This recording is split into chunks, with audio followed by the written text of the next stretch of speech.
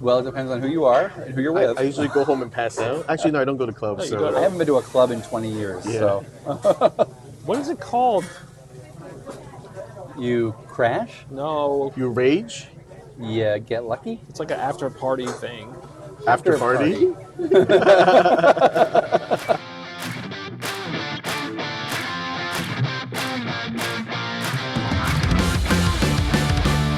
Welcome to Whatcha, Watchin, presented by Geeky A Go-Go, a show where we dive into what's currently on our screens. Big screens or little screen size matter not here, just the quality, or lack thereof, of our cues.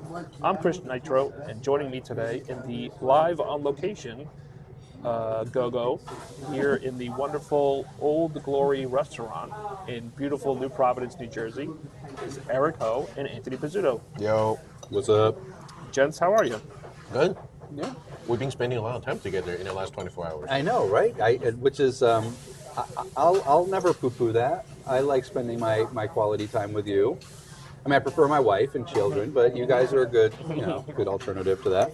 Thank you, thank you. And we are at a new restaurant. We're So far- filming, so we're far, filming so live good. again at a new restaurant. The food's how's your chorizo burrito? Have you even dug into that yet? Or you're We're just doing working on your potatoes. browns, okay? And Nitro, you got some. That looks amazing. Biscuits and gravy. Oh, man. Biscuits. Yeah, I don't know if that was supposed to be That- cute that- or definitely a wrong. Definitely Yes. a typo. They spelled biscuits, BISQUITS, and we Googled it, and that's not really a thing. Oh, we had to double check. We had to double check just in case we were the crazy ones. I mean, what you're eating looks really good too. Yeah, so I have fruit and berry, which I guess is a fruit. You got some serious fruit I got some going on. serious fruit on my French toast here with some over easy eggs. They're really good. This is really good. Our berries are not fruits. Berries are Are not berries fruits. vegetables? Is that They're what not, they're not vegetables. they're not legumes? They're their own thing. They're their own thing. What is, so remind me, a fruit is no seeds. Well, it's like No, seeds fruit where? has Inside seeds. or outside? Oh my Yeah, god! strawberries are not fruit. Strawberries are not fruit; they're vegetables They're, because the seeds are. they're berries. You know, if you are a fruit expert, please let us know. You are a horticulturalist. Yeah, you're a horticulturalist. We will invite you on the show to geek out over the difference between seed berries, stone fruits. Introducing another. We're going to go really niche with this podcast. Nice, beautiful. I mean, so far the food's great. It's the first time here Yeah. ever, which is good. It was just interesting, because I was telling Chris that I live very close to here, Okay. and it's always intimidating walking to a place that you don't quite know. Mm-hmm. So, especially in like a very local, homely place like this. Mm-hmm. So I appreciate you guys coming and checking this place out together with, because otherwise I'll be a chicken and not show up in this place. Are this like a safety in numbers type of thing? Yeah, it is. You're supposed to order delivery from here first. No, I thought about that, and I thought about just going all in on this. So now we're good. No, but the place is definitely wonderful. I'll give it 4 disco balls. You didn't even finish it. Wow. Yeah, you haven't even touched your I don't biscuits care, yet. man. It looks good. Well, I mean, this pile of sugary fruit and bread, I will give 4.5 disco balls. All right, so gents, we're here today for a very special What You're Watching, in that we all watch the same thing. Yeah. Yeah. That same thing is Ghostbusters Frozen Empire.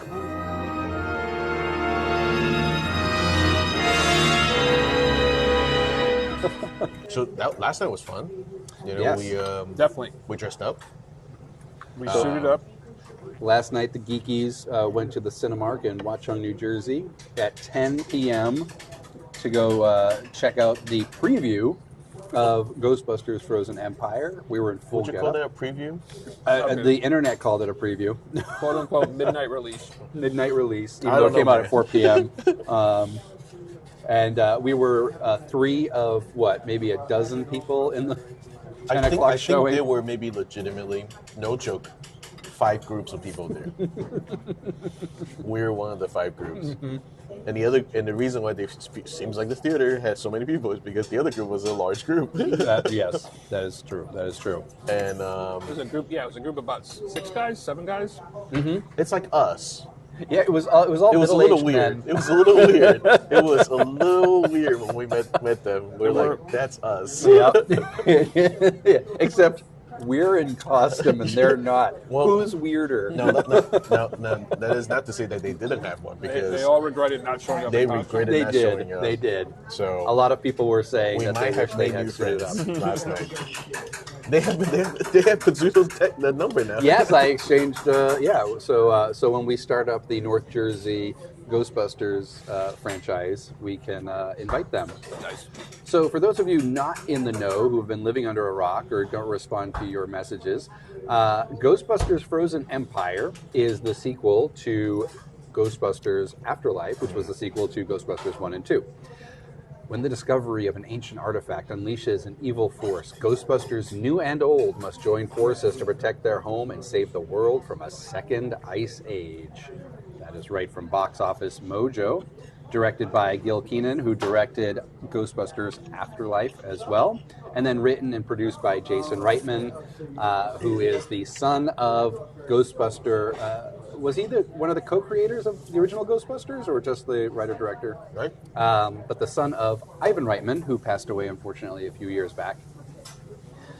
So, yes, we joined the fray yesterday to take on the spirit of Gozer at the Cinemark. And I got to tell you, from when the lights dimmed and we saw that logo show up for the first time, I was really digging what they were illustrating for us. One of the things, so if you've seen the trailers, you know it takes place in New York City. And I think one of the things that I appreciate most about this one is that it is back home. You know, I think that was nice to see them back at Ladder 8. It was nice to see our familiar skyline. I mean, we're all New Yorkers. We see the skyline every day, almost. And so that was just kind of a nice, comfortable thing. And plus, that's what we know Ghostbusters from. I mean, growing up in Maine, you know, my experience with New York City was through Ghostbusters. And so it was just nice to have that little bit of a homecoming. Initial thoughts. So when going into the movie, what were you expecting? And leaving the movie, how did you feel? Were your expectations managed? I'll go first. First off, as an aside, by the way, I heard Gen Z refer to Manhattan as Work Island these days. Work Island? That's where you go That's to work. hysterical. All right. Anyway, I think, just looking at the trailer, I'm actually with you in that I was excited about this whole thing coming back to New York because it's kind of like the familiar hound for Ghostbusters. I wasn't disappointed. I think coming out of the movie, I think if I did make sure I rewatched the last one prior to kind of coming in, so I kind of knew the character and the people. But like I mentioned before, I really enjoy watching these characters growing up too, especially some of the child actors. Well, I'm sure we can talk more about it, but I think like in our previous episode when we first heard about Ghostbusters, we were talking about, well, is this going to be like nostalgic bait and all these things? Because I do think that there's some predictions we need to talk about that whether they come true or not. Yeah. But no, I overall enjoyed it. Chris? Yeah. My initial reactions is I love it. Right, I say this about Star Wars all the time. Everybody knows we love Star Wars. All Ghostbusters is good Ghostbusters, right? The original film, if it wasn't a box office success, which I'm pretty sure it was, it is definitely a cult classic. So dipping into the nostalgia pool, this definitely satisfied that 100%. Yeah. It even directly correlates to those films, both the original and the sequel. So it continues on that timeline. It continues after Afterlife, obviously, because it's the same characters. I think there's a time jump, right? Feels like there is a time jump. I don't remember how old McKenna was in the original, in Afterlife, I should say. McKenna Grace, I'm sorry. Anthony hates when we refer to people and remember their first name. McKenna Grace. Not your best friend, McKenna.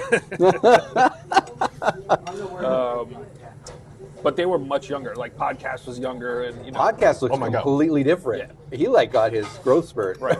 in between these they're- movies. Podcast went full Stranger Things on So yeah, they definitely, loved it. Like we had a great time. It was cool that the theater was kind of empty a little bit because we could spread out with our packs and whatnot. So Each one of our pack got a seat. Oh yeah. So Phoebe was 12 in Afterlife, and she's now 15 in Frozen Empire. So three-year there's a jump. 3-year time Excuse jump. me, Phoebe what? Phoebe Spangler. Thank you. Thank you. Not your So best you know friend, what? Phoebe. Yeah. That's your best friend, Phoebe. Not Phoebe. not Phoebe from Friends. All right. Thank you. Touche. You don't refer to John Wick as John. It's Jonathan Wick. Only Winston calls him That's that. true. That is true. That is true. Yes, Phoebe Spangler was 12 in Afterlife. She is now 15 in Frozen Empire. So, What did you think? I actually really liked it. So the movie starts, and this is not necessarily a spoiler alert, because I feel like a spoiler has a direct impact on the Movie outcome watching of the film. experience. And the movie watching, yeah, exactly. But we open the movie with a glimpse in the past that kind of sets up the rest of the film. And I think if you've seen the trailer, you know that there's an ice age that takes over the city that's unleashed somehow. So from the start of the film, it was nice to get that glimpse back and that kind of historical tie-in to what we were about to see and its impact on the overarching story. I did like. I'm always nervous when you bring in actors of a particular Oh yeah. status, I guess. So like, and I'm gonna completely mispronounce his name, so I'm gonna look it up. Kumail Nanjiani. Thank you. Thank you. Rescued. Rescued. Patton Oswalt. Patton Os. Yeah, that was the one I was going to struggle on. But like these are well-known performers, and so usually when you see them in a trailer or know that they're attached to a film, my first reaction is, oh, are they going to have to rely on what their audience is that they're going to bring to help sell this movie? But I found them not to be distracting at all. Yeah. I thought they were good additions to the cast. I thought Patton Oswalt wasn't in it for a long period of time, but he had a really good role in that he brought that character to life only the way He had a Oswalt reason did. to exist. He had a reason to exist. He wasn't there for audience bait. He was there for actual story. Yeah, Yep. and I thought he was great. Frozen Empire. I'm pulling you back up on IMDb Pro. Budget of $100 million. That actually seems low. Anthony just randomly dropped the fact that he has IMDb Pro. That was a humble brag. Just Is that a humble throwing that out brag? there. So joining us back in Ladder 8, or actually for the first time for us, Paul Rudd, Carrie Coon, Finn Wolfhard, McKenna Grace, as the Spengler family / Gruberson family. Paul Rudd's character, thoughts? Too goofy, too much? I thought he had more to do actually in the last movie than this movie. Yeah, that's a good point. I think they tried to, play up a little to your point on this kind of hybrid. What's the word? The family, the coming together of a family kind of situation. The Gruberson Spangler. I think they played on that a clan. little bit. Yeah. But as a whole, I feel like he was more key in the last movie than this movie. I could see that. So I didn't feel like I could give Paul Rudd like a good faith review on because I just feel like he could have done more, and there just wasn't a lot for him to play with. I feel like, but in general, I like seeing Paul Rudd in things. I just didn't think he had much to do in this movie than the last movie. I think that you can be chalked up to they had to make room Sure. for the classic, Yeah. the original actors, Yeah. and to elaborate a little bit on the story, and to Anthony's point, the new actors, right? James Acaster, hilarious, always hilarious to me. Is that the new guy? Yep, the British guy. Yeah, he's funny. Patton Oswalt, Pinfield. right? Kumail Nanjiani. Everybody. When you have that much of a star-studded cast, sacrifices have to be made, right? The screen time that Paul Rudd got, I think, was appropriate, right? He fit the role that he was trying to do. He's trying to, so to speak, get further into the family. That's what he wanted that. You could tell that, but he also didn't want to make it awkward. And being the funny comedic character he was in Afterlife, I think it was hard to like balance that. Yeah. You know. You know, What did that's you think? well, you know, I was thinking about this last night, maybe this morning. Like, this is truly a ensemble show. It doesn't stretch too far into any one character's particular story or features them. Like, I was even thinking about like Carrie Coon, who plays Callie Spengler, and Finn Wolfhard, who plays Trevor Spengler. Their roles in this are much smaller than they were in Afterlife, because in Afterlife it was about them, and it was about them getting their start and them discovering their family heritage. This movie is more about, I feel like this is entirely about McKenna Grace. well, it's about McKenna Grace and her story arc, but Yeah. I think it's also, I was expecting to leave the theater, and hopefully this isn't a spoiler, so if it is, let me know when we can take it out. At the end of the movie, there was no handoff. Like, I was expecting there to be a handoff from the old guard to the new, but it wasn't like that. It was, they were all together. And so I'm very curious to see if we get a third Ghostbusters film. Well, first off, point to Eric, because I did say I don't think this is going to be exactly a handoff in the last episode we did about this. And Anthony was very much on Oh yeah, we got to talk about our predictions and this being a handoff. I will say, though, they did something interesting. Not interesting, but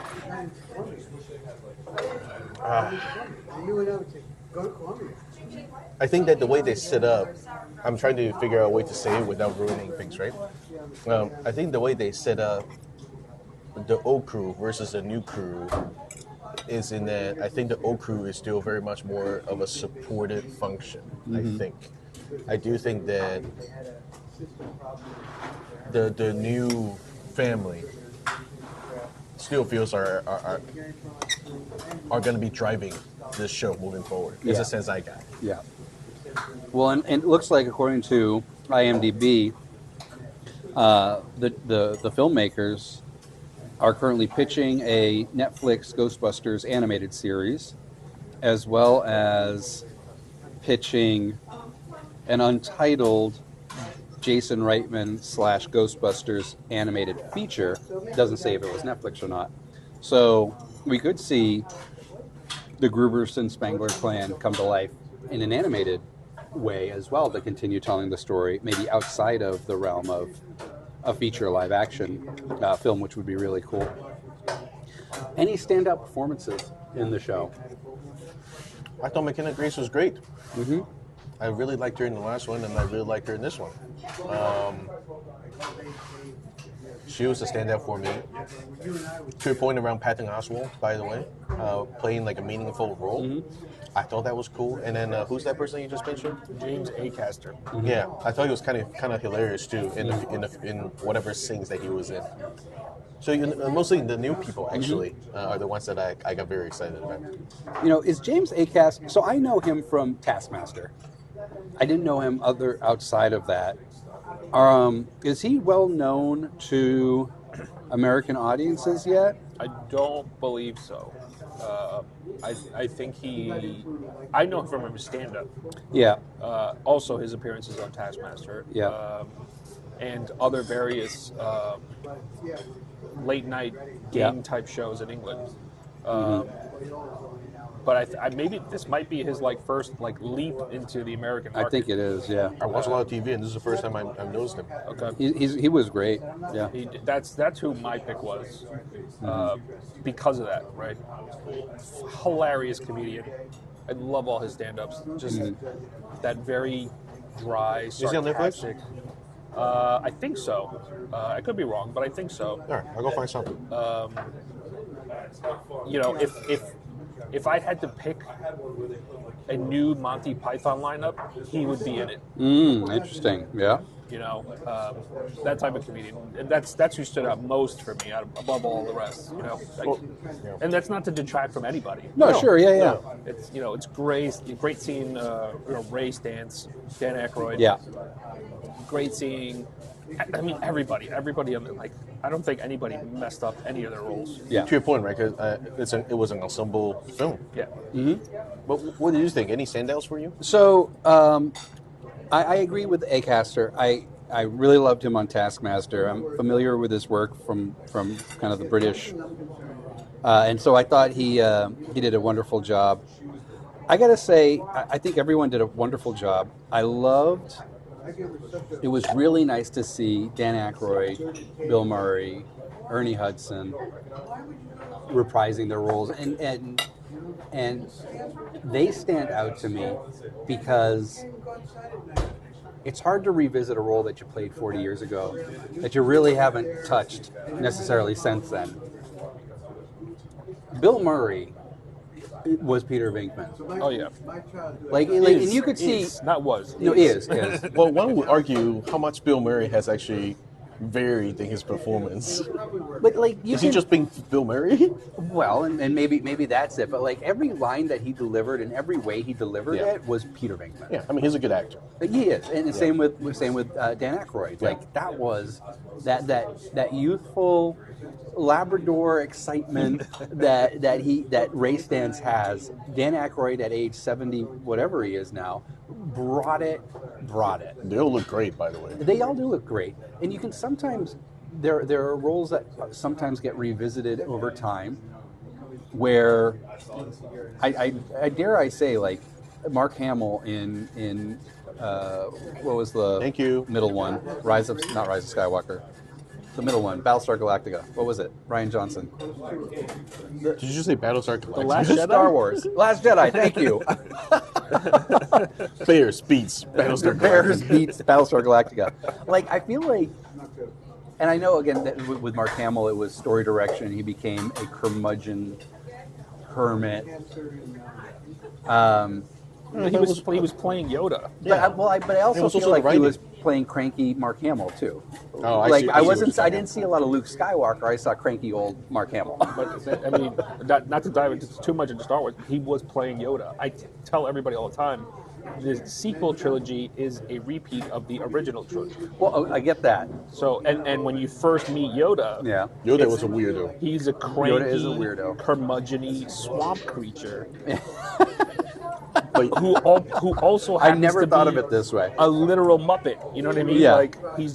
He goes into his little hut and he just starts throwing things in, looking for stuff. Right. And that is who Luke becomes. Okay.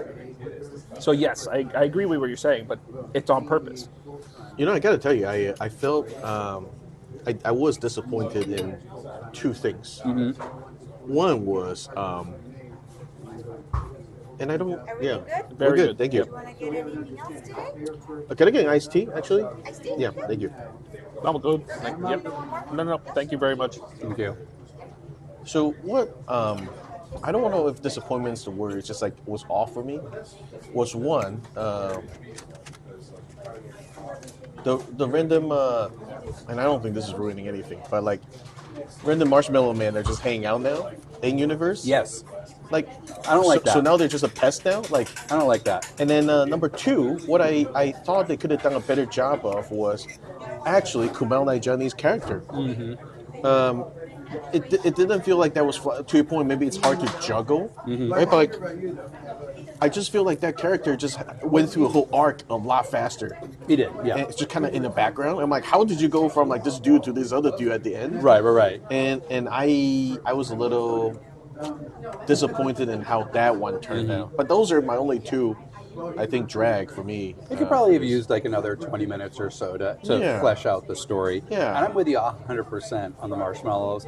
I didn't like them in the Afterlife. I didn't like them in this. This is their Ewok. This is their Porg.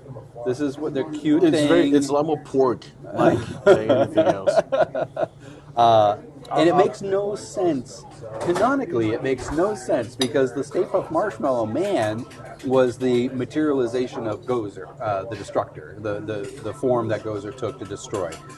So does that mean that all of these little Stay Puffs are now little Gozers, and Gozer is not gone? Folks who are listening, this is not a major plot point, by the way. Yeah. We're just going down a rabbit hole. there is. I'll save it for our spoilers section. Yeah. I have a theory. Okay.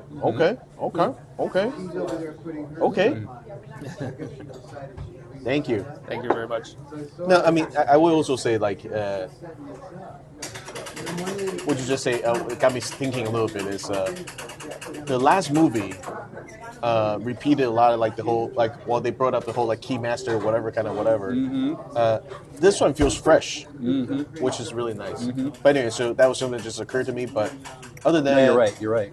those were the only thing that I walked away feeling a little disappointed by, the Marshmallow and Mr. Nightjani. I agree with that. Any major disappointments, Mr. Nitro? This might be spoilery too.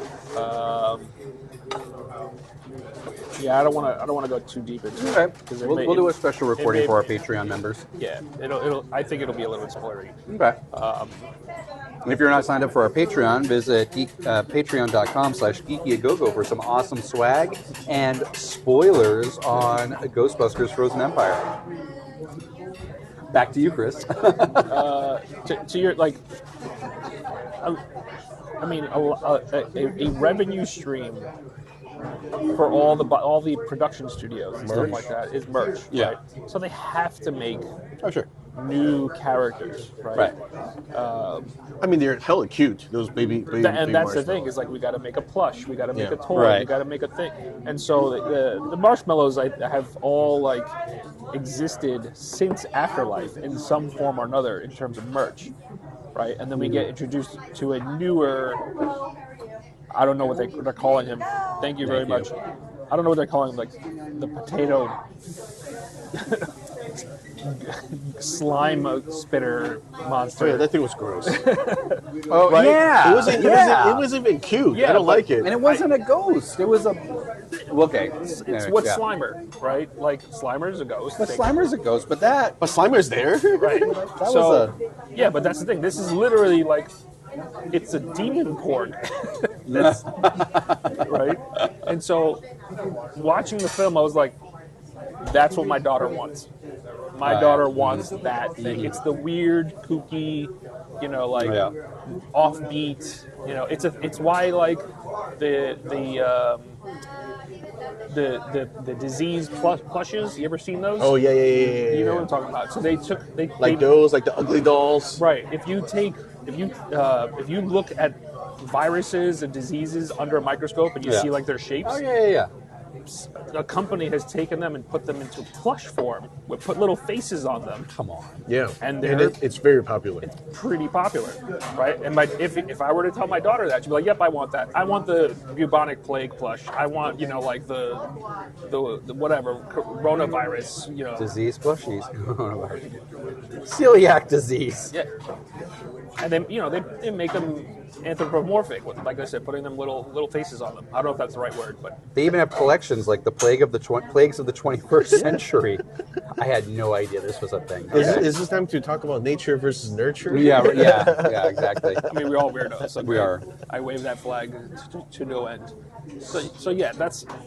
I think that's what it is. It's like they have to create things that they can make toys out of, right? Yeah, I mean- can't be just the main Ghostbusters all the In time. the grand scheme of Actually, things, it doesn't bother me all that much, right? But it's just like, it was jarring. That's all. Yeah.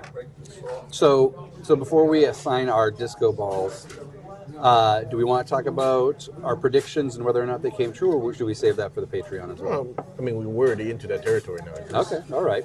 So if you made it this far, still kind of spoilery alert. I mean, you're the one who made the most predictions, so you go for Okay, it. so prediction number one, Bill Atherton, Walter Peck, was going to be the mayor of New York City. True or false? True. He is now the mayor of New York City. Prediction number two, Rick Moranis. Rick Moranis going to make an appearance in Frozen Empire. Do we want to leave that as a spoiler? Ooh. Should we save that for the Patreon? We'll save that for the Patreon. We're going to save that for the Patreon. Head on over to patreon.com/geekyagogo and sign up for a Patreon. And third was the handoff one. Yeah, I don't know. It feels up in the air. Yeah. We'll give you a pass on that one. Okay. All right. Any other predictions that we? I think that was the major was one. it, yeah. Most of our discussion were around your predictions. I will say it was. I don't know what Bill Atherton's been up to for the last 40 years since he got doused with 600 gallons of shaving cream, but he was another one that just kind of picked it up right where they left off and was. I mean, I guess it's easy to play a jerk, so he nailed it. No, I think that was it, right? Yeah. Yeah, that was it. All right. So, Eric Ho. How many balls do you have again? I think we have 5 balls. Five shiny disco balls. I give them a 4. I give them a 4. Okay. All right. Solid 4. Solid 4. Nitro. Yeah, solid 4 disco balls. Solid 4. Okay. To shake things up, 4.5. Oh, you really liked it. it. Really liked it. I actually may have liked this one better than Afterlife. Oh, I did too. Yeah, I liked Afterlife. I liked the vibe to it, and it was a good start. But coming back home to New York, yeah, that was. The Boys in Gray had a lot more screen time than before. It was a treat. By the way, wait, is this a spoiler? New uniforms. Oh, I don't think it's a spoiler. Well, I like that a lot more. Yeah, because we're costume nerds. It modernized it. Yeah. It modernized it. They modernized that. They modernized the pack. Yeah. Which I mean, that's all over the creative that they've been releasing. This was a lot of fun. Plus, I got to watch it with you two knuckleheads dressed up as Ghostbusters. Not straight because it's just the two of us. Oh, somebody doesn't want to hang out with us in the go-go. But it was nice cosplaying with you. We went to a bar beforehand and got our pictures taken with a few people, and then we should have gotten those pictures also. we should have. It's a bummer. That is a bummer. And then we marched over to the movie theater with our proton packs on. And Chris kind of vibrating the entire movie theater with his gigantic speaker. I'm pretty sure your entire proton pack is just a speaker. Yes. Yeah, okay. It was loud, it was bright, Yeah. And car battery. glorious. Yeah, yes. All right. And he made us smell the smoke. And he made us smell, yes. Nitro's pack smokes, and he made us smell it. It was very strange. All right. Thank you, gentlemen, for sharing your thoughts and opinions on Ghostbusters Frozen Empire. Have you seen the film? What did you think? Do you agree? Do you disagree? Let us know in the comments on any of our social posts. Make sure you're following us at GeekyGoGo everywhere. And share with us your thoughts. If you want swag, want to connect with us on a higher level, head on over to patreon.com/geekyagogo and support the show. You'll get awesome swag and other perks. If you haven't done so already, make sure you're following the show on your favorite podcast platform and leave us a review. Thanks so much for listening, and you stay geeky, Internet. Bye. Bye. Bye-bye.